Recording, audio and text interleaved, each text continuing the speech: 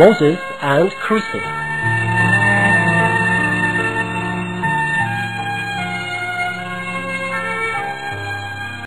Croesus was one of the Israelites and a close relative of Moses. He used to be a pious and faithful man, but at the time when Israelites were destined to wander about in the land of tea, Croesus isolated himself from Israelites and chose to be a goldsmith, a job which made him incredibly rich, and he could gather great wealth. He gradually owned such a huge treasure that a number of powerful men had to carry the keys to Croesus' safes. This unmeasurable amount of wealth and treasure changed Croesus into a selfish, proud, and rebellious man. He despised the pious, looked down on them, and regarded them with great contempt. The pious and faithful man envied his luxurious and royal-like life. You could hear people saying here and there, "I wish we could also have such a great wealth and luxurious life like Croesus." Yes, he is enjoying life to the utmost.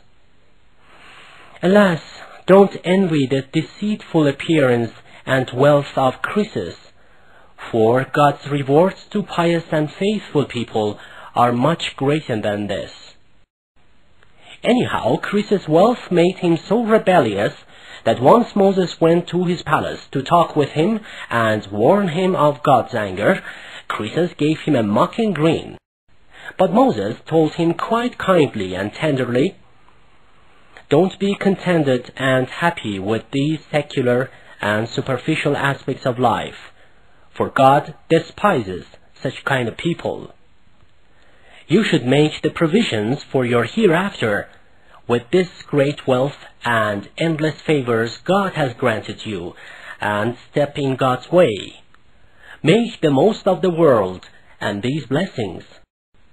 Croesus replied, "I have gathered this wealth through my own hard labor, and I do not like anyone to interfere in my affairs."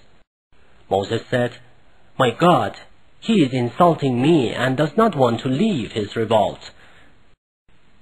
In God's will, Croesus and all his treasures were suddenly shaken and buried down into the ground, and he was condemned to eternal torment.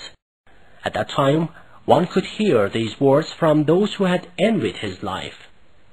How lucky we were who did not have a life like that of Croesus and were not condemned to God's torment.